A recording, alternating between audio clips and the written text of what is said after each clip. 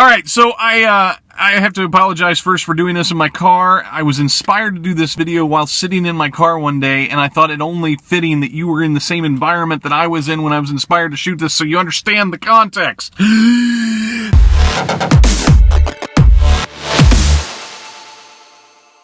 So I'm working in an area of town that's a little bit economically challenged, so to speak. And, well, not so to speak, it is. It's an economically challenged part of town. And I find myself, when I'm driving around different areas, I see people that, you don't want to judge a book by its cover, but when you see somebody who's obviously struggling financially, your heart kind of goes out to them. And you say, gosh, I wish I could do something. I don't know what I could do. But bottom line, at least what I can do is pray. And so I find myself praying for people. And I find that there are times where I'm driving and I get tired of whatever music I'm listening to, and I turn off the radio and I go, well, what do I do with my time? Well, might as well pray. Well, what do I pray for? Well, there's somebody in a car next to me. I might as well pray for them. Now, before you just think I'm just some loony running around praying for people, well, yeah, I guess that is what I do. But we're challenged to do this by the writer Paul, where he says, pray without ceasing. Now, in all reality, how do you do that? How does that work? How do you pray without ceasing? It almost seems like you'd run out of material at some point, doesn't it? You don't want to be repetitive to God and say, God, please be with this person because they need this. God, please be with this person. You don't want to be like coming to him with your shopping list all the time.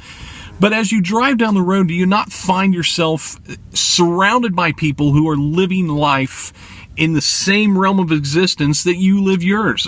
That being planet Earth, right? So as I'm seeing people in cars around me and I see people on the side of the street, I realize each and every one of us have very similar struggles and very similar dreams, aspirations, and hurts and all the things that make up life and make it into what it is. So why not pray for people that are perfect strangers, that I have no idea what's going on in their life? It seems like a way to apply the pray without ceasing principle. So I wanted to challenge us all. Here's your homework, if you don't mind me giving you homework, to think about praying without ceasing for an entire day. Now, that can be a challenge depending on your vocation and what you do if you're in school or whatever's going on. But as often and as much as you can, be praying for someone, for something around you, and just look at somebody and say, you know what, God, I have no idea what's going on in their life, but I just ask that you would walk with them and help them to hear your voice and help them to feel your Holy Spirit in their lives. And, who knows what all is going to come to mind. Here's the second part of this.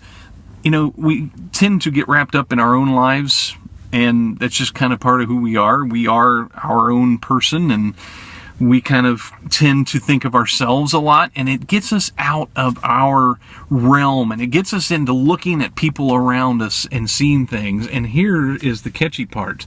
It can be challenging, but you may find yourself thinking of others in a total new light, and your eyes may be open in a way like never before.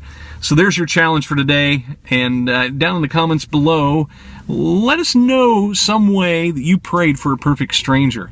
And if it even took you to the point that you wanted to engage that perfect stranger in conversation and say, hey, you know what? I just prayed for you and I wanted to let you know about that. That's our challenge for today, and thank you for watching. Hit the like down below and subscribe up above, and you're awesome for watching this. And if you have a prayer request, put that down below or send me an instant message on Twitter at Rev Chris Hall. And boy, I hope you have a blessed day. Thanks for watching.